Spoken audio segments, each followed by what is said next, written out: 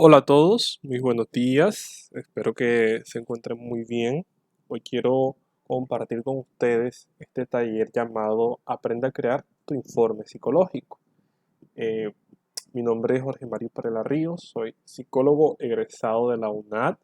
Eh, Cuento con experiencia tanto en el campo social como educativo como clínico y tengo pues el privilegio de compartir este conocimiento con ustedes. Quiero felicitarles por esa dedicación, a pesar de las adversidades, haber tomado la decisión de seguir aprendiendo, porque todos los que hemos terminado la universidad sabemos que a pesar de todos esos años de estudio y preparación, pues sencillamente nunca logramos aprender todo. Entrando ya en materia, quiero hablarles un poco sobre qué vamos a ir abordando en este taller. Lo que son más que todo una parte de introducción. Luego vamos a entrar propiamente en las partes del informe clínico, que es la historia clínica, la anamnesis, la exploración del estado mental, pruebas psicológicas, lo que son las conclusiones del diagnóstico, ruta de observación, trabajo, sugerencias, las observaciones y voy a estarles compartiendo un ejemplo de caso clínico y también un formato pues de informes psicológicos para que lo podamos apreciar mejor. Entonces, iniciando ya con la introducción, podemos eh, dar a entender o conocer que a lo largo de nuestra carrera profesional, pues hemos adquirido muchas herramientas para nuestro ejercicio como psicólogo, ¿cierto? Sin embargo, al menos en mi experiencia, una de las más relevantes es el informe psicológico. Para todas las operaciones que vayamos a hacer, el informe psicológico es fundamental y que incluso trasciende el contexto clínico, porque a veces pensamos que el informe es solamente clínico, resulta que no. En todas las áreas en las que labora el psicólogo, eh, pues el informe es fundamental. Vamos a abordar qué es el informe, sus partes y las razones de uso. Hay una de las partes que más me gusta sobre, digamos, esto de construir un informe psicológico o cuando tengo la oportunidad de compartir algún taller con cualquier persona o grupo de personas, y es la etimología. Me gusta mucho cómo al conocer la historia de una palabra o el origen de una palabra, uno puede aprender mucho. En el caso de el informe, ¿cierto? O informar, como tal el verbo, viene del latín informare, ¿sí? Que está compuesto por el prefijo in, ¿cierto? Que indica sentido de afuera hacia adentro, y la palabra forma, que se traduce como horma, modelo o formal. De cierta forma, podemos decir que informare se entiende como dar forma interna de algo o dar estructura. Es más o menos como la traducción literal de informar. Me gusta mucho esa parte porque, en cierto modo, el informe psicológico es eso, es dar forma a algo que estamos tratando de estudiar, a algo que estamos eh, investigando, profundizando, conociendo. En cierta forma, cuando uno atiende pacientes, nos damos cuenta de que ellos no entienden o no conocen su situación interna, psicológicamente hablando, y a través del informe, pues damos una forma a ese sentido, a todo ese estudio que hacemos con ellos en todo ese proceso. Bueno, ya en la parte teórica vamos a hablar propiamente qué es un informe psicológico. Según González y otros autores, definen el informe psicológico como una comunicación escrita, ordenada y sintética, realizada con el objetivo de transmitir a la persona consultante, la madre o el padre de una persona menor de edad, representantes legales o autoridad legal competente, los resultados y conclusiones de un proceso de evaluación o intervención psicológica de una persona, familia, grupo o comunidad. ¿Sí? Es una forma de comunicación, ¿sí? o un instrumento de comunicación escrita, para darle más sentido a lo que dice el autor. Debe ser ordenada y sintética, ¿sí? Es decir, debe ser en cierta forma entendible, comprensible, resumida. ¿Para qué? Para que a la persona a la cual se le va a entregar ese informe sea comprensible. Una de las cosas que más me llama la atención de esta definición es que eh, hablan de informes no solo para personas. A veces decimos informe psicológico y nos transmitimos a la imagen de paciente, psicólogo en un consultorio. No, resulta que también se pueden construir para familias, para grupos o para comunidades. Y eso es algo que me parece muy interesante. Entonces, vamos a ir a abordar de una vez cuáles son las partes de un informe psicológico. Y recuerden esta frase que me tomé el atrevimiento de escribir y es: como un rompecabezas, solo tiene sentido si unes todas las piezas. Me salió cierta rima. Eh, Ese es el informe. O sea, el informe psicológico no lo vamos a entender si solo tomamos una parte. No. Necesitamos entender y unir todas las piezas para darle sentido al informe psicológico. Una de las primeras partes y más importantes del informe psicológico es la historia clínica y la anamnesis. Y digo que de las más importantes porque en esta vamos a incluir lo que es la historia de la enfermedad, ¿sí? Es indagar sobre todo ese bagaje o recorrido de la enfermedad del paciente o aquella situación que le esté generando malestar. No precisamente tiene que ser una enfermedad. Aquí el interrogatorio pues debe ser obviamente realizado por un profesional de la salud y debe buscarse el rastrear el historial médico de su paciente y el historial de su patología actual, ¿sí? Es, digamos, la primera etapa del diagnóstico y contiene preguntas específicas en relación con el motivo de la consulta y el estilo de vida. Sí, es conocer como ese contexto donde está el paciente y qué conexión tiene con su patología actual. ¿Qué incluimos en esta historia clínica? ¿Qué incluimos en la anamnesis? Pues primeramente todo lo que son los datos sociodemográficos, los datos de identificación, nombre, edad, sexo, eh, nivel educativo, etcétera, ¿sí? También ingresan pues cuál es el motivo de la consulta, es decir, registra por qué el paciente decidió asistir, qué lo llevó, ¿sí? O en caso de pronto que el paciente no esté en la condición de expresar esa pregunta, pues se la realiza a la persona acompañante. Se plasma también antecedentes relevantes, como que datos sobre el desarrollo psicomotor, sistema familiar, la historia escolar, social, antecedentes de morbilidad, ya familiar, historia psiquiátrica del paciente y familiar. ¿Con qué fin? A lo mismo, a darle forma o entender o buscar puntos cruciales de esa patología actual y si tiene cierto origen o conexión con situaciones pasadas. También se incluye en el caso de que se hayan presentado intervenciones anteriores, ¿sí? Si ese paciente pues es primera vez o si ya con anterioridad pues ha pasado por situaciones como esta o ha tenido ya otro tipo de intervenciones.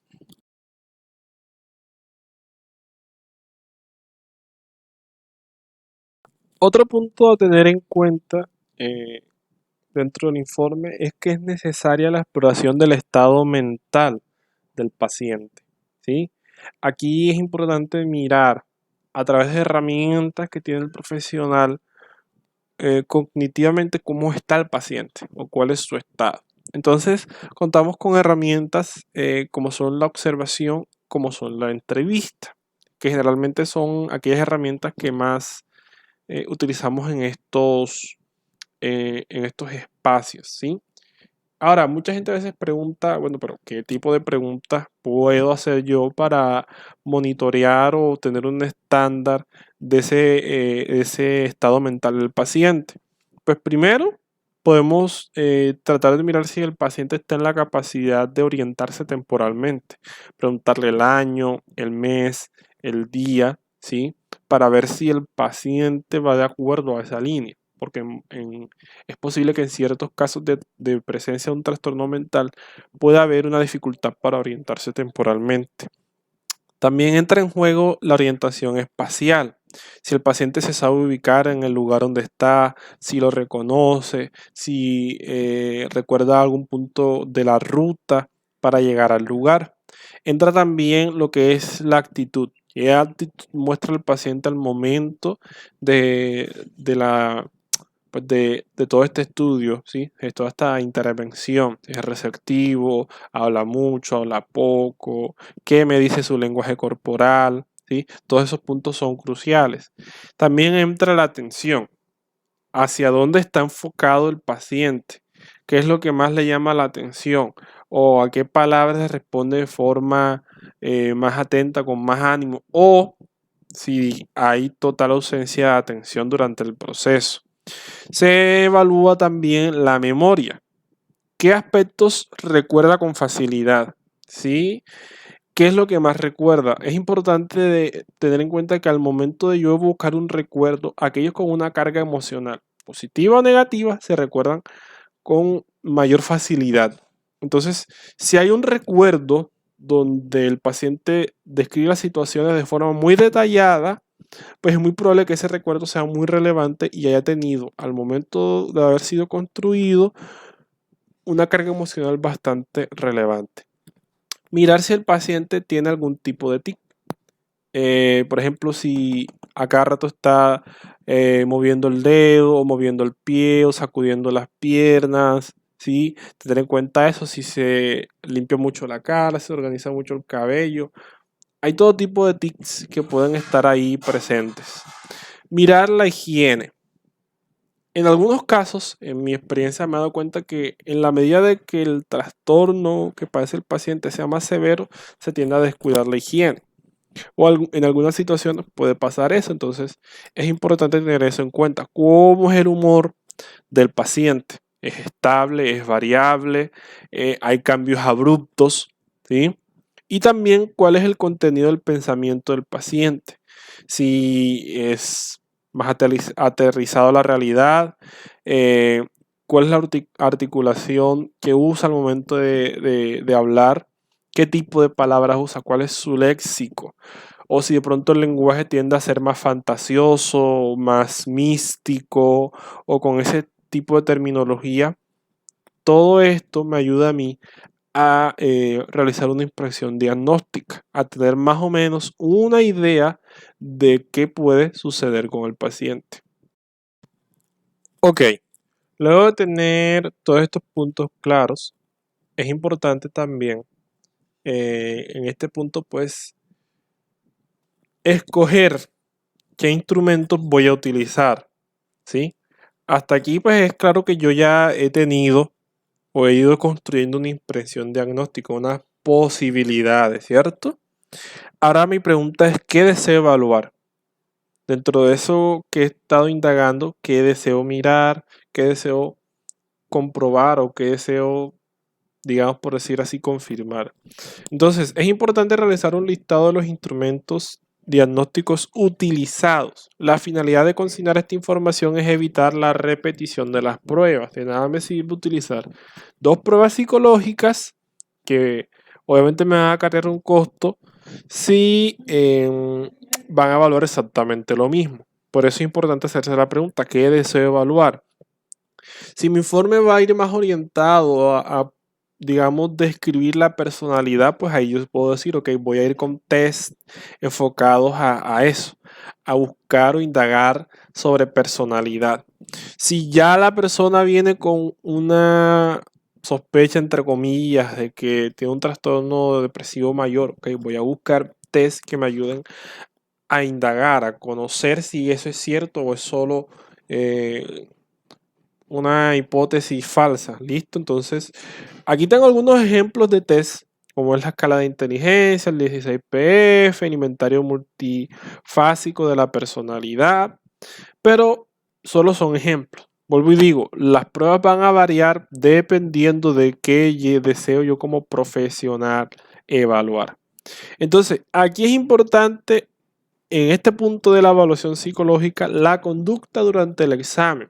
Se debe anotar toda la información recogida en torno a la observación de la actitud del paciente durante el examen, si es colaborador, si está motivado, si es tolerante, si es impaciente, si requiere ayuda, no la requiere, si es abierto a escribir, digamos, a expresarse, o si es más cerrado, cuál es su lenguaje corporal, cómo es el rendimiento, la atención. Todo eso me va a ayudar a mí a realizar una evaluación mucho más profunda.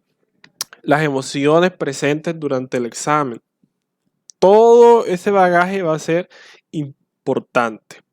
Luego entra el punto 2, que es la entrevista. La entrevista es, como les decía, esa herramienta fundamental que el profesional debe utilizar. Por lo tanto, se debe dar importancia a conocer aquellos puntos en los que el paciente nos da cierta información. Por ejemplo, ¿a qué le da importancia el paciente y cuánta? ¿Sí? ¿En qué situaciones se fija mucho o son las que más le llaman la atención? ¿Cómo trabaja? Si sobreelabora todo o piensa mucho de las situaciones, cuáles son sus expresiones. Pero también las preguntas deben ir orientadas a obtener esa información interna del paciente. Es como una exploración que nosotros vamos a hacer a través de preguntas específicas. Por eso es importante saber preguntar. Entonces, en ciertas preguntas en las que yo llevo al paciente a pensar situaciones, puede ser, por ejemplo, una situación que deba resolver, ¿qué soluciones propone él o ella ante esas situaciones? Si son de tipo mágico, si son de tipo realista, si es con recursos propios o menciona recursos externos, si maneja un contacto o inadecuado o adecuado con la realidad, etcétera. Indagar cuál es su tipo de pensamiento, si es lento, si es rápido. También se puede mirar el estilo de aprendizaje. ¿Cuál es el contenido de su pensamiento? Si es ajustado a su edad, si tiende más a ser infantil, si tiende más a ser fantasioso. ¿Cuál es el diálogo utilizado durante la entrevista? ¿Cómo se expresa? Si el paciente, digamos, se relaciona más con procesos internos o con procesos externos, introvertido, extrovertido, cómo responde las preguntas. Todo eso es importante al momento de yo realizar esa entrevista porque me va a ayudar justamente en la evaluación. Ya en la parte de conclusiones y diagnóstico, pues ya aquí ya hemos unido la mayoría de las piezas y pues se puede dar un cierre al tema, ¿sí? Donde entran las conclusiones, qué se pudo observar durante todo el proceso y si hay la posibilidad, pues se realiza el diagnóstico de la persona con la cual se trabajó o la familia o el grupo. Decíamos que el informe no solo es para una sola persona, el diagnóstico que se pudo haber evidenciado en este proceso. Entonces es importante en este punto se anoten los resultados del proceso de evaluación, ya sea solo de forma descriptiva o bien con el diagnóstico de las respectivas especificaciones. Un ejemplo es, por ejemplo, de acuerdo con el resultado de la evaluación, Juan Carlos presenta dificultades específicas en el aprendizaje de la lectoescritura que interfieren significativamente con su rendimiento escolar. Ahí vemos un ejemplo de una conclusión o de un posible diagnóstico que pues describe qué está sucediendo. También se incluye lo que es la ruta de trabajo y sugerencias, es decir, bueno, que ya se hizo el diagnóstico, se encontró cuál es el problema, pero ahora, ¿qué sigue? ¿Sí? Entonces, es importante que tengamos en cuenta para quién va ese diagnóstico. Sin embargo, sí es importante que existan dos apartados. Uno para la familia, donde se le describa la ruta a seguir para ese paciente, teniendo en cuenta las posibilidades de la familia misma, del entorno del paciente. Entonces, ver si el paciente necesita terapia, rehabilitación, si hay que cambiarlo de colegio, en el caso de un entorno educativo, si necesita apoyo pedagógico, si necesita una evaluación diferencial. ¿Qué puede hacer la familia para ayudar en el proceso? Y un segundo apartado que va a ir para el profesional o la institución que requiera también el informe, con lo mismo, ¿sí? rutas a seguir, sugerencias para poder que puedan trabajar ellos desde, pues, desde su campo. Además de todo esto, también se incluye la parte de las observaciones, donde se van a señalar las recomendaciones para próximas citas y otros aspectos que se consideran oportunos o que son importantes. También va ahí lo que es la impresión diagnóstica, ¿sí? En cuanto a este rubro, la tarea es empatar todos los hallazgos que se encontraron y ubicarlo en una nosología, es decir, en una clasificación.